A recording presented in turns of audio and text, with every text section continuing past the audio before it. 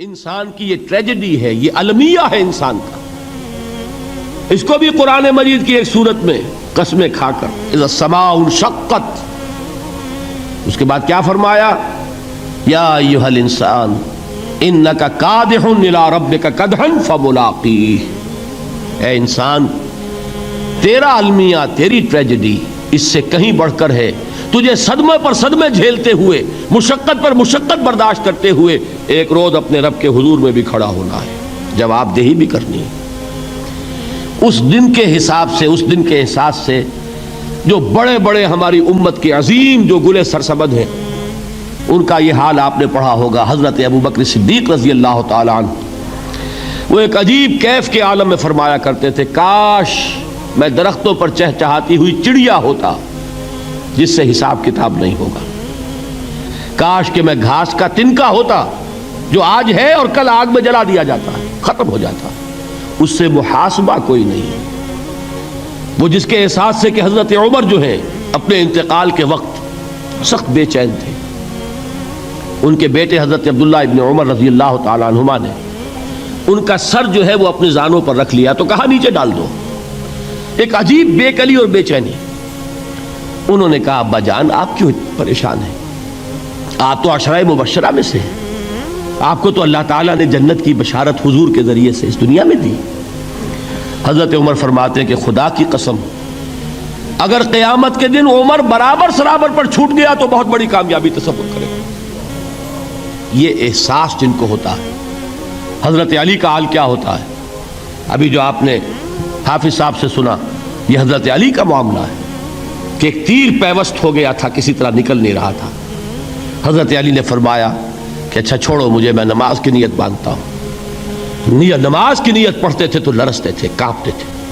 کس کے سامنے کھڑا ہوں اور کس کے سامنے مجھے ایک دن جواب دہی کے لیے کھڑا ہونا ہوگا. لن تزولا قدم ابن آدم، حضور نے خبر دی ہے ابن آدم کے قدم ہل نہیں سکیں گے. جیسے مجرم کھڑا ہوتا ہے کٹہرے کے اندر، اس کٹہرے میں سے ہل نہیں سکو گے حتی یسأل عن خمس، جب تک کہ 5 چیزوں کا حساب نہ لے لیا جائے. وہ 5 چیزیں کیا ہیں؟ کان کھول کر سنیے. عن عمرہ فیما افناہ، عمر کا حساب دو. یہ 80 برس اور 70 برس ہم نے تمہیں دنیا میں دیے، کہاں ضائع کیے؟ وعن شبابہ فیما ابلاہ، اور خاص طور پر جوانی کا دور، امنگوں کے دن، ولولے ہوتے ہیں، قوت ہوتی ہے، توانائی ہوتی ہے، آدمی چلتے ہوئے زمین پر پاؤں مارتا ہے، قوت جو ہے وہ اپنا اظہار چاہتی ہے. یہ جوانی کہاں گلائی؟ حساب دو، ایک ایک لمحے کا حساب دو. وَعَن مَالِهِ مِنْ أَيْنَ اكْتَسَبَهُ وَفِيمَا أَنْفَقَهُ، ایک ایک پائی کا حساب دو. مال کا کہاں سے کمایا تھا، حلال سے کہ حرام سے، اور کہاں خرچ کیا تھا، گل چھروں میں، عیاشیوں میں، یا نیکی کے کاموں میں، ادائے حقوق میں، اللہ کے دین کے لیے. 4 سوال ہو گئے. 2 زندگی کے بارے میں، ایک زندگی پوری بحیثیت مجموعی کہاں کس کام میں لگائی، اور خاص طور پر شباب کا دور کہاں لگایا.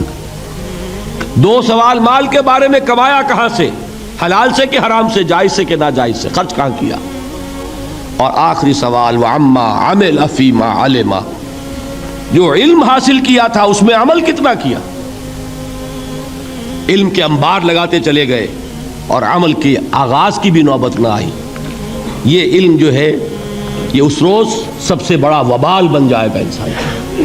اتنا علم اور عمل کچھ نہیں، بجائے کہ کریڈٹ کا ذریعہ بنے یہ الٹا ڈیبٹ کا کھاتا بن جائے گا. یہ جواب دہی کا احساس ہے کہ جس کی وجہ سے انسان کی ٹریجڈی جو ہے وہ دوہری ہے. کوئی حیوان اتنے بوجھ تلے نہیں، مشقت کی، محنت کی، اس زندگی میں ختم ہوئے، اس کے بعد کوئی محاسبہ نہیں. اس کو بھی غالب نے خوب کہا ہے کہ اب تو گھبرا کے یہ کہتے ہیں کہ مر جائیں گے، اور مر کے بھی چین نہ پایا تو کدھر جائیں.